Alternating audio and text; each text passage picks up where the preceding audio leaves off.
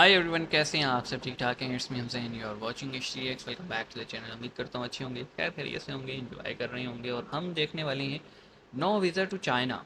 भारत ने चीन को दिया करारा जवाब। पाकिस्तान, ईरान। तो पहली बात तो ये कि मुझे पता ही नहीं है कौन सा जवाब और क्या हुआ। ऐसा चाइना ने क्या किया कि भारत ने करारा जवाब दिया है, तो हैरान होना तो दूर की बात है। देखते हैं, शायद बाकी लोग टच में हों हमारे मीडिया वाले। लेकिन मीडिया भी आजकल हमारी पॉलिटिक्स से दिखा रहा था, तो मेन स्ट्रीम में तो कुछ नहीं आया, सोशल मीडिया पे आया होगा। देखते हैं क्या सीन है। शुरू करते हैं 3 2 1 एंड। नमस्कार दोस्तों। इंडिया आप विड्रॉज सब फ्रॉम जानते हैं 12 भारत और चाइना games के in बीच में China over काफी सालों से step visa war like controversy। Situation बनी हुई है।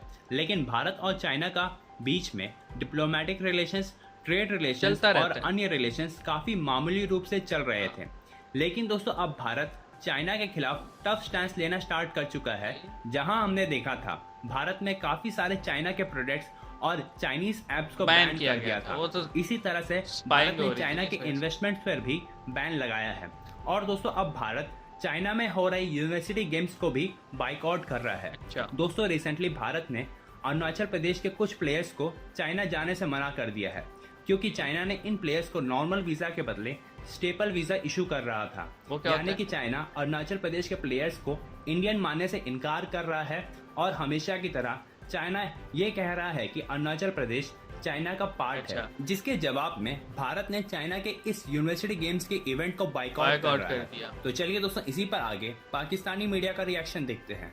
मैं वीडियो देख रही थी डॉक्टर अंबेडकर की, तो वो स्पीच कर रहे थे जब पार्टीशन से पहले। उन्होंने कहा कि मुस्लिम लीग ये चाहती है कि अखंड भारत या भारत का बंटवारा हो, लेकिन एक वक्त इनको रियलाइज हो जाएगा कि इनका ये फैसला गलत इनके था। हक में ही गलत साबित आज होगा। साबित तो हो रहा है। 75 साल बाद आज अंबेडकर साहब की पाकिस्तानियों को बात आज डॉक्टर साबित हो अंबेडकर रही की है। हुई स्पीच जो है ना वो याद आ रही है। तो उस वक्त एक और पाकिस्तानी से मैंने बात की, तो वो कह रहा था कि कायदे आजम की वफात के बाद पाकिस्तान का जो मकसद था वो भी फोत हो गया।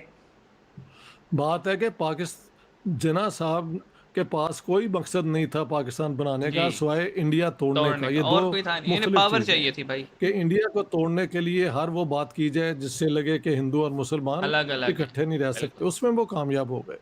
हुँ। लेकिन वो मुल्क जब बन गया तो उसको कैसे चलाया वो जाता है, प्लान ही नहीं था ही इन पे। Had no vision. मेरी अगर आपने जिन्ना की किताब देखी है, एवरीथिंग इज ऑन रिकॉर्ड जो उन्होंने किया है। तो जिन्ना साहब के मरने के बाद हो गया या उनकी ज़िंदगी से शुरू हो गया, one can always discuss, there are many ways of looking at it, but I say the whole idea was flawed। flawed होता है जिसके अंदर खराबी होती है कि मज़हब के नाम पे आप 20वीं 21 सदी में मुल्क बनाएंगे जहाँ पे इतनी वेरिएशन है, हाँ। फ़िरके कहीं हैं, हाँ जी, मज़हब कहीं हैं।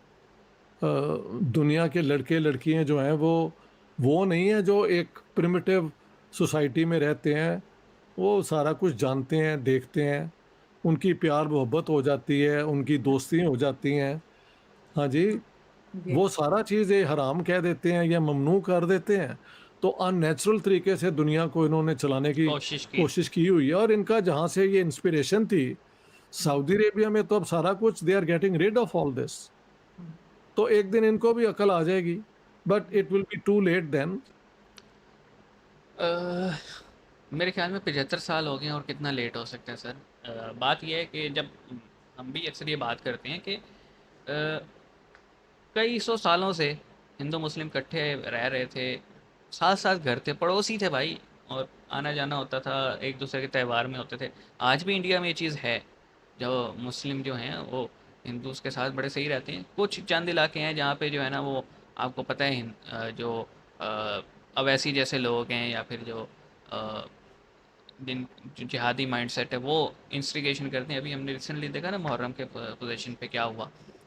तो कुछ हैं जो कि उंगली करते हैं, फिर जब रिटेलिएशन आती है तो फिर रोते हैं। लेकिन इकट्ठे रह रहे थे, और जिन्ना साहब जो हैं उन्होंने रोला डाल दिया। अब आप देखें ना कि जल्दी में बेसिकली बनाया गया है पाकिस्तान, और ब्रिटिश भी इतने अच्छे कि फ़ौरन से मान के पार्टीशन करके चलो भाई निकले चलें।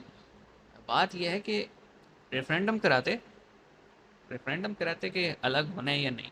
अब बहुत सारे लोग मुझे ये कहते हैं जी, जो इंतखाबात थे 35-36 के, उसमें लोगों ने जो है ना मुस्लिम लीग को वोट दिया, पूरे इंडिया के मुसलमानों ने, और जो है ना वो बेसिकली रेफरेंडम था।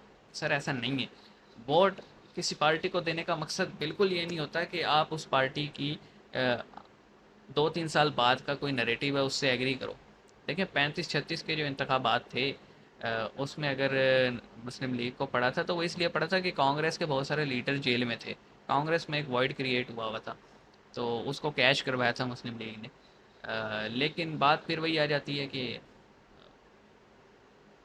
अखंड भारत को बेसिकली तोड़ना था। ब्रिटिश चाहते थे टूटे, क्योंकि वो उनको भी पता था ये जितनी बड़ी ये कंट्री है, जहाँ जितने यहाँ रिसोर्सेज है, 50-60 साल बाद ये मुल्क हमारे लिए सरदर्द बन जाएगा और हमारे बराबर खड़ा हो जाएगा। तो वो इस चीज़ को डिले करना चाहते थे, इसलिए उन्होंने पाकिस्तान और बांग्लादेश बनाए थे।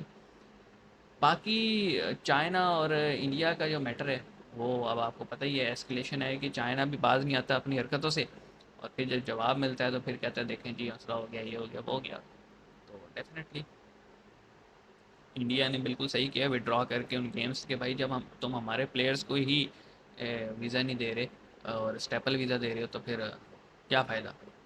मेरे ख्याल में एक लॉजिकल और रीज़नेबल जवाब है इंडिया की तरफ से। तो बहरहाल इस पार्टीशन पे और इस न्यूज़ पे आप क्या कहते हैं, कमेंट सेक्शन में बताइएगा। मैं तो ये मानता हूँ कि जी ये सारी साजिश जो थी वो ब्रिटिश की ही थी कि अखंड भारत होगा तो सुपर पावर होगा। तो इस चीज़ को उन्होंने दूर से देखते हुए जिना के मिल के ये बनाया। आप क्या कहते हैं बताइएगा कमेंट सेक्शन में। मिलेंगे नेक्स्ट वीडियो में, अपना ख्याल रखिएगा। सी यू गाइस।